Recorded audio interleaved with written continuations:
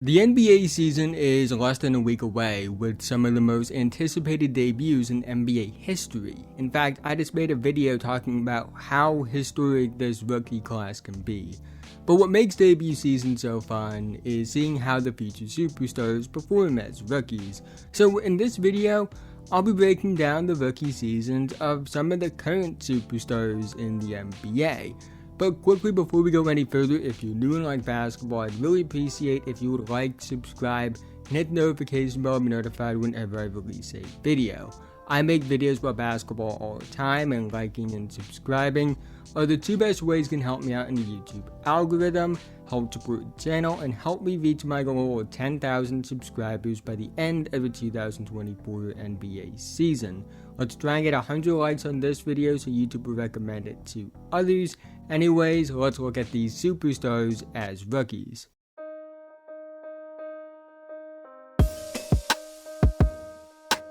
LeBron James entered the NBA as the most hyped prospect ever at the time. Dubbed as the chosen one at just 16 years old, LeBron had a ton of hype and expectations, which were heightened by being drafted first overall in 2003 by his hometown Cavaliers. And he had a great rookie season: 20.9 points per game, 5.5 rebounds per game, 5.9 assists per game. At the time, the only other players to average at least 20 points per game, 5 rebounds per game, and 5 assists per game as rookies were Oscar Robertson and Michael Jordan. Now, the efficiency wasn't great: 41.7, 29, 75.4 splits, 48.8 true shooting percentage. However, it's common to see rookies with high usage struggle with their efficiency, especially ones that come straight out of high school and play in the NBA at 19 years old. Also, the efficiency doesn't look as bad when you factor in that in 2004, it was a different era than it is now, where the standards for efficiency were different. When you add the context of the league average field goal percentage being 43.9% and the league average true shooting percentage being 51.6%, it makes you realize that LeBron was closer to slightly below league average at the time in terms of his efficiency, rather than massively below league average compared to today's standards.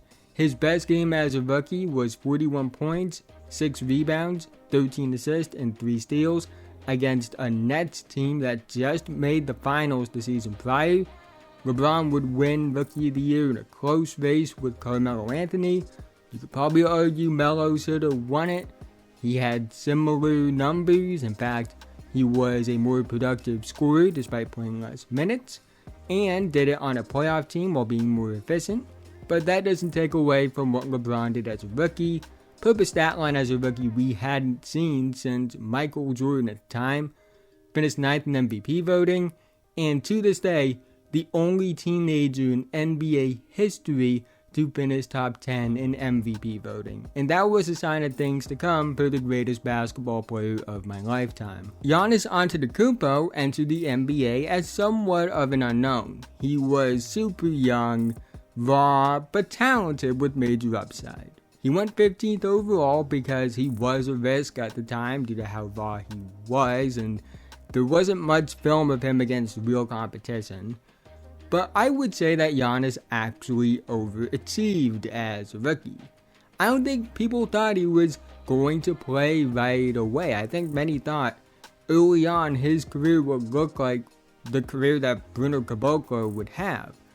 And while 6.8 points per game, 4.4 rebounds per game, 1.9 assists per game don't look great, 41.4, 34.7, 68.3 splits, and a 51 true shooting percentage aren't ideal.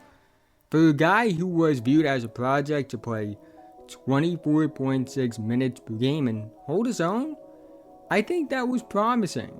His best game as a rookie was 11 points, 4 rebounds, 4 assists, 2 steals, and 3 blocks in a game against the Denver Nuggets. He held his own and finished 7th in Rookie of the Year voting. Giannis would show improvement every season moving forward to the point he developed into what he is today. Arguably the best player in the world, at the very least top 2, and one of the most dominant players of all time. Kevin Durant had high expectations entering the NBA. As the second overall pick in 2007, KD just came off being the first freshman ever to win National Player of the Year in college at the University of Texas. And he showed signs of not just being worth the second overall pick, but also that he should have been the first overall pick, averaging 20.3 points per game, 4.4 rebounds per game, 2.4 assists per game, 43, 28.8, 87.3 splits, 51.9 true shooting percentage. The efficiency wasn't great, but considering he was the youngest player in the NBA with a super high usage rate, it wasn't anything to be worried about. His best game as a rookie was 42 points, 13 rebounds, 6 assists, 1 steal, and 2 blocks against the Warriors. KD would win Rookie of the Year, leading all rookies in scoring that season, and showed signs of superstardom. The league really hadn't seen a player like this.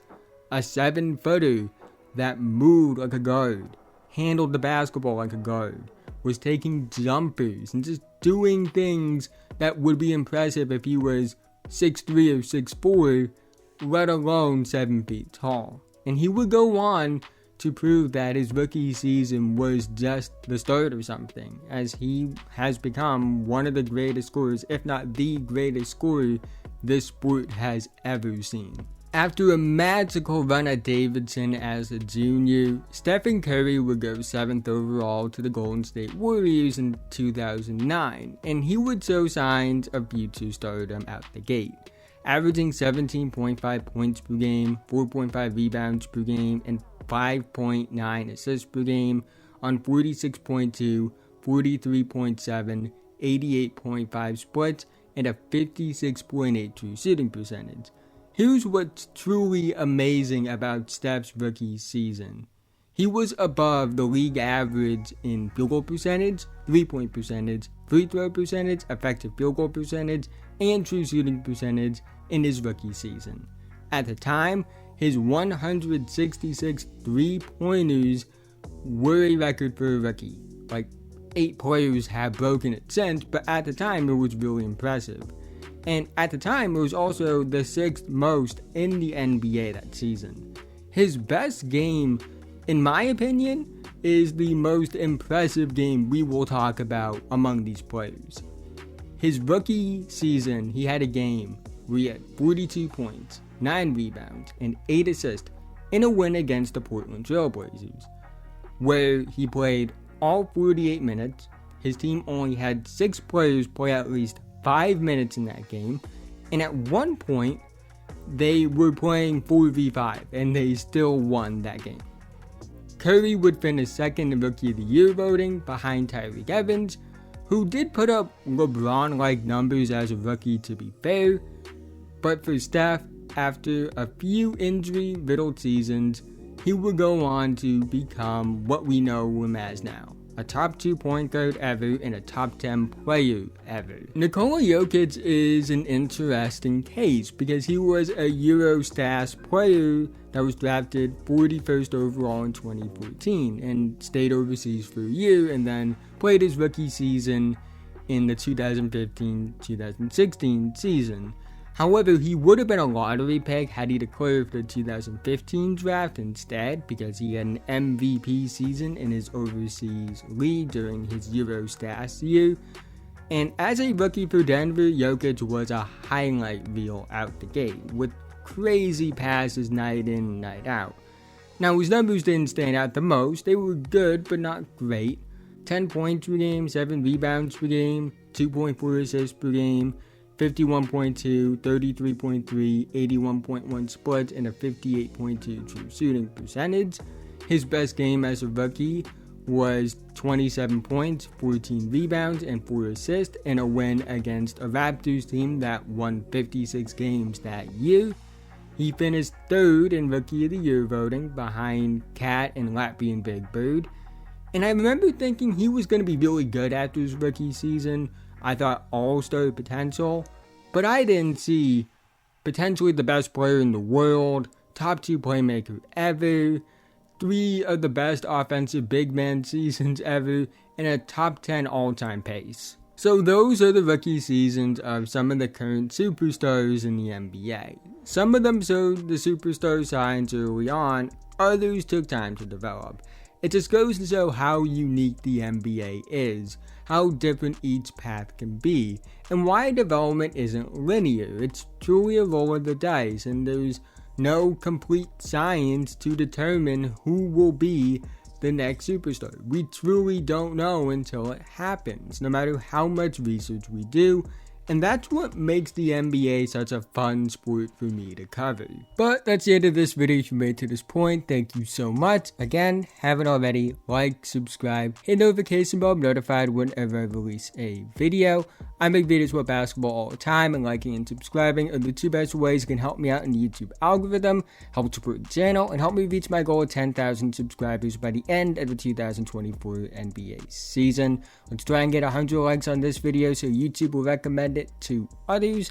Let me know, what did you think of some NBA superstars when they were rookies? How good do you think they were going to be at the time? Did they prove you right? Did they prove you wrong?